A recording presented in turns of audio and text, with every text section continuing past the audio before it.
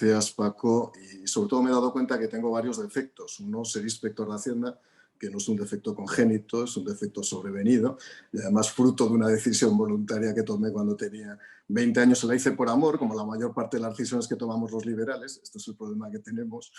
Y dos, que no estudié en Salamanca. Salamanca. La verdad es que eso es un problema mucho más grave que ser Sí. inspector de Hacienda. Por lo tanto, pido perdón desde este momento, agradecer lógicamente la invitación a la Fundación y sobre todo el privilegio de compartir con Fernando y con Miguel Ángel. Con Miguel Ángel ya había compartido una mesa redonda, además muy intensa, sobre ecologismo, y la verdad es que para mí, desde luego, es un privilegio, un disfrute, un gozo. Un gozo para la inteligencia, un gozo, desde luego, para las ideas, ¿no? Voy a empezar con lo más pequeño, que es cómo debería ser un partido político. Y un partido político debería ser una combinación equilibrada, armónica, entre intelectuales, técnicos y obreros. Con esto no quiero decir que el intelectual presidirá el partido, lo puede presidir un obrero. Yo puedo renunciar como intelectual o como técnico a presidir un partido. Lo que no puede ser es que los intelectuales y los técnicos jueguen a ser obreros, ni que los obreros jueguen a ser intelectuales. Y lo que es peor, que los obreros invadan la totalidad de las estructuras de partido. Y eso es un problema que ha surgido a lo largo de los últimos 20 años, fundamentalmente por un fenómeno de demolición de las estructuras de partidos políticos tradicionales, que es la profesionalización de la política y el derrumbe de la política en manos, como digo, de profesionales y no de personas que luchan por las ideas.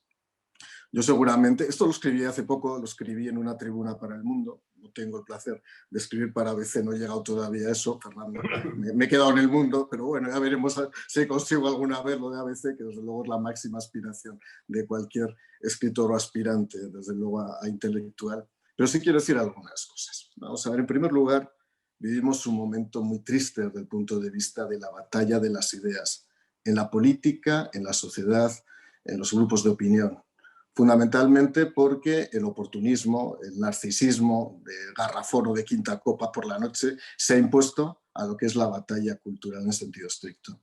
El cortoplacismo, la estrategia pura y dura de los partidos políticos por imponer un conjunto de maniobras tácticas con el único fin de detentar el poder y posteriormente ostentarlo, constituye básicamente la prioridad o la preferencia casi ontológica de cualquier formación política, al menos de las tradicionales, y aquí con Miguel Ángel ya sabes que eso tuvimos ya nuestras cosas en la última mesa, pero es verdad además que son las tradicionales, ha podido ocurrir y eso lo he reconocido. Como liberal que soy, que eso es otra imperfección que tengo y que reconozco constantemente, hay un principio básico, la ilustración, y lo comentaba Fernando, permitió romper con la oscuridad, permitió romper con la opacidad, permitió romper con el terror y con la cultura del odio. A propósito, cultura del odio y del terror que se está imponiendo ahora mismo. Se está imponiendo dentro de los partidos políticos, pero se está imponiendo desde algunas formaciones políticas en el gobierno con el objetivo de imponer un modelo dominante, un modelo que yugula las ideas, sobre todo las ideas de los demás, con el único objetivo de convertir al Estado en una especie de poder sofronizador donde todos tenemos que convertirnos a lo que diga el poder. Esa famosa frase de formo parte del Estado con el objetivo de transformar la sociedad, a mí nadie me tiene que transformar. Yo me transformo solo si quiero. Quizás sea evidentemente un ademán también congénito de un mal liberal, pero evidentemente es así. Y a lo largo de los años han pasado muchas cosas, más allá de la, vamos a decir, abrupta tradición liberal que ha tenido este país y que fue condenada también por la autarquía franquista durante mucho tiempo. Hemos sufrido algunas crisis de identidad a lo largo del siglo XX muy importantes. Creo, por ejemplo, que mayo del 68 destruyó parte de la evolución social de la humanidad. Lo digo claramente y lo he dicho siempre. La siguiente generación, a los padres de la Segunda Guerra Mundial, a los libertadores, a los que primaban la libertad, evidentemente con algunos intereses que podríamos hablar, pero desde luego esa generación tendió al maximalismo sin esfuerzo, a un maximalismo sin conciencia, a un maximalismo irredento, a un maximalismo donde el Estado tiene que ser el benefactor y me tiene que proveer indefinidamente de recursos, de bienes y de servicios públicos. Y a partir de ahí empezó a condenarse poco a poco y a cercenarse los viejos principios del esfuerzo, de la capacidad y del mérito, que pueden ser probablemente principios o valores relativos para un conservador en la perspectiva de un liberal, y en ese sentido me condenaré al fuego eterno, pero es verdad que son principios al fin y al cabo.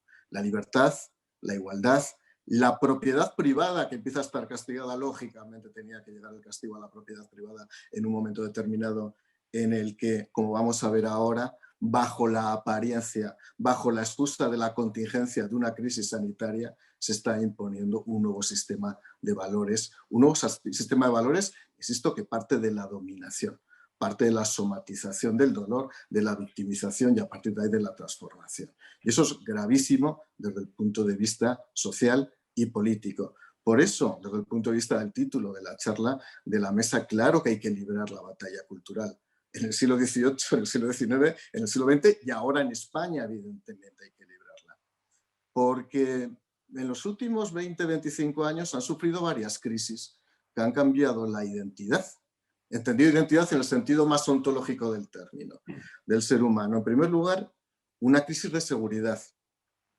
La caída de las Torres Gemelas, los atentados en Europa, de pronto han hecho aparecer al ser occidental como un ser indefenso. Un ser que de pronto ya no se siente protegido por las superestructuras aparentes de poder. Y eso sí que ha hecho de alguna manera que muchas personas piensen que las estructuras del Estado liberal tradicional se han fatigado o muestran fatigas sistémicas, que es verdad que las muestran y yo lo reconozco desde mi conciencia liberal. En segundo lugar, hubo una también crisis económica importante. La primera crisis del 2007 provoca también una profunda irrupción, de unas nuevas pulsiones a la hora de entender las relaciones entre el Estado, el ciudadano, las relaciones entre los operadores mercantiles. Todo empieza a cambiar. La crisis del sistema financiero, la crisis del sistema económico, la mundialización de las relaciones internacionales. La globalización, veremos, no como tendencia, sino como hecho constitutivo de una nueva dinámica de relaciones donde la libertad no impera, lo iremos viendo y esto lo habla un liberal. Y en su momento anuncié también un artículo que fue premonitorio que quedaban dos grandes crisis por llegar. Una era la crisis sanitaria, no sabía que iba a llegar tan rápido, ojalá no hubiera llegado nunca, pero era lógico que llegara una crisis pandémica, pero era lógico sencillamente porque por circunstancias históricas se va repitiendo. Y se va repitiendo y además ahora en un entorno donde incluso se puede malformar el mal. Ahora mismo, además de coexistir en el hombre, evidentemente se puede desarrollar artificialmente. Y en cuarto lugar queda la cuarta crisis que llegará, que es la crisis digital. El hombre, el Homo sapiens, ha sido reemplazado por el Homo digitalis. Y dentro de esa sustitución, donde todos somos algoritmos, unos y ceros encadenados unos a otros, y en una sociedad en donde hay que seguir defendiendo la libertad, la igualdad, la propiedad privada, y digo también en el siglo XXI la privacidad, que va a ser fundamental como un valor innato que no se había considerado como tal en otros siglos, precisamente porque no se había producido eso que los modernos llaman la disrupción social como consecuencia del advenimiento de las nuevas tecnologías. Insisto que eso nos va a llevar a que haya en algún momento una crisis digital.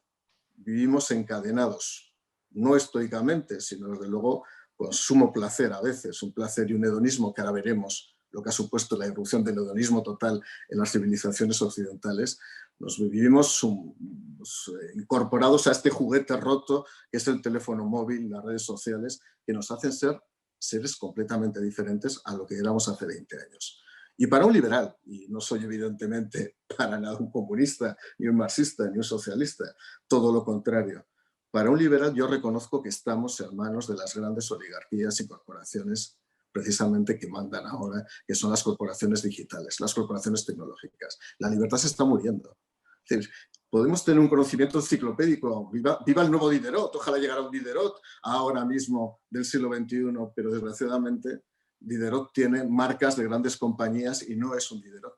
Lo que es precisamente una presencia absolutamente mastodóntica que maneja la cuenta de resultados, maneja la obsolescencia y maneja el encadenamiento de las voluntades a las nuevas tecnologías. Por lo tanto, desde la perspectiva, insisto, de un mal liberal seguramente, la irrupción de las nuevas tecnologías nos está castigando otra vez, sorprendentemente, a una nueva Edad Media, a una nueva etapa de la que tendremos que salir.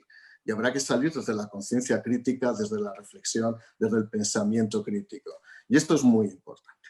Es muy importante hacerlo, evidentemente, porque no podemos seguir lastrando conciencias sobre la base de que nos aquieten nuestras libertades individuales, nos aquieten nuestra capacidad de pensamiento, nos predeterminen muchas veces lo que tenemos que pensar. Hay dos grandes movimientos que suelen ser contrarios al desarrollo de la libertad, que son el populismo y la tecnocracia. Y lo voy a decir con todas sus letras. Yo he formado parte de un gobierno tecnocrático y la tecnocracia agota y a veces yugula las ideas. Y lo digo yo con absoluta libertad, donde no tengo ningún problema por reconocer los problemas que hemos podido padecer en el pasado algunos partidos políticos. Como el populismo representa la morbidez, la emocionalidad, el sentimentalismo, las pulsiones del hígado, del páncreas, con eso no se llega a ningún sitio. Tenemos que mantener de verdad el pensamiento reflexivo, el juego crítico de las ideas. Y por eso es muy importante en este momento librar esa batalla. ¿Y por qué además es importante librar esa batalla? Primero, para luchar contra el nominalismo, y lo decía Fernando hace unos minutos, ese nominalismo campante con el cual nos quieren hacer ganar una batalla que no es la de las ideas, sino la de la retórica. Yo estoy harto de que confundan la igualdad con el igualitarismo.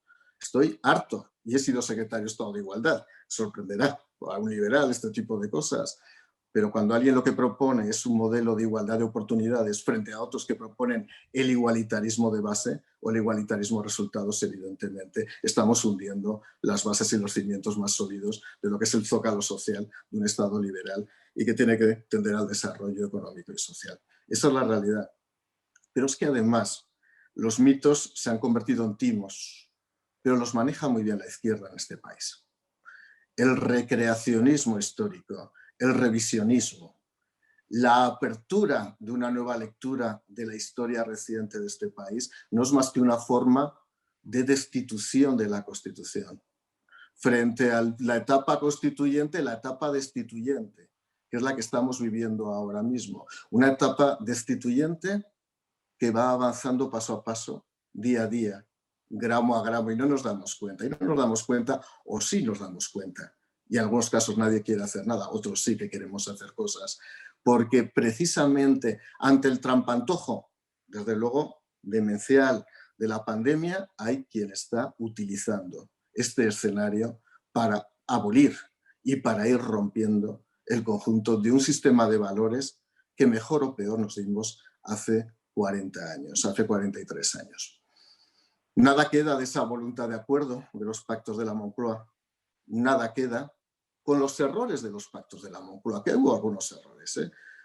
Nada queda de esa voluntad de pacto de acuerdo y de desarrollo. Lo que queda es el gregarismo narcisista, queda el juliganismo de los partidos, queda la vocación del escaño y de la silla. Eso está derrotando el valor del país. Cuando prima el valor privativo de tu escaño, priva el valor privativo de tu mantenimiento político, desde luego algo estamos haciendo mal y algo tenemos que cambiar. Seguramente es difícil escuchar a un político con esta franqueza, pero ya sabe Fernando Lostau que cuando me invita no me callo, con lo cual siempre corro el peligro de que me cesen al día siguiente, pero voy sobreviviendo durante muchos años a esta corriente de pensamiento individual que voy defendiendo porque es una batalla que alguien tiene que librar necesariamente en todos y cada uno de los partidos políticos. ¿Qué es lo que ha hecho la izquierda española? Y por eso hay que librar esa batalla cultural, que es batalla y es cultura. En primer lugar, luchar contra la colectivización. No se puede colectivizar como hace la izquierda. La izquierda utiliza tramos de población, mujeres. Insisto, yo podría hablar de mi pasado como secretario de Estado de Igualdad sin ningún empacho y además creyendo de verdad que hice un buen trabajo por los resultados. Pero desde luego, hablando hoy del 8 de marzo y como Fernando ha sacado el tema, pero yo también lo tengo que sacar obligatoriamente por mi condición de ex, en este caso también me gustaría ser jesuita y no lo soy. He sido secretario de Estado de Igualdad, que es otro de los problemas que tengo que arrastrar en mi currículum a veces, y lo digo en broma, porque evidentemente me siento orgulloso de aquel nombramiento, ¿no? Pero esa colectivización, esa predeterminación de sectores por los cuales tenemos que ir, o eso es lo que hace el Partido Socialista, ganando espacios, dirigiéndole mensajes específicos y por lo tanto hurtando ese concepto universal de individuo, ese concepto que es supremo, superior, que es el bien moral de persona. No hablo de la vida, que es un bien previo a la igualdad y evidentemente a la libertad, porque lo descuento ya y porque considero que formaría parte de otro debate. Ese nominalismo que decía Fernando, mira, no es que feminicen la terminología política, es que la refeminizan. Aquel día que dijeron lo de portavoza, yo no, la verdad es que no me podía sostener la risa, porque voz es la palabra femenina, una de las palabras femeninas más bonitas que hay en el diccionario. Cuando alguien dice portavoza, lo que hace es refeminizar el femenino, lo cual demuestra la soberana imbecilidad que hay en algunas personas y el soberano desconocimiento de nuestra gramática parda. Luego hay una creación de la historia. Si algo bueno tuvo el 75, 76, 77, y lo sabe bien Fernando y también Miguel Ángel, fue que dejamos esa guerra interior, esa intrahistoria que tuvimos que vivir nuestros padres, nuestros abuelos, los que vivieron, desde luego. Es curioso, porque lo he contado también en algún artículo que he escrito recientemente.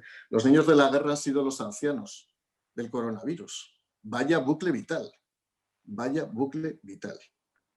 Porque vivieron la hambruna de la guerra civil y de la posguerra civil y ahora han tenido que vivir 1 año y medio de fatalidad y calamidad absoluta.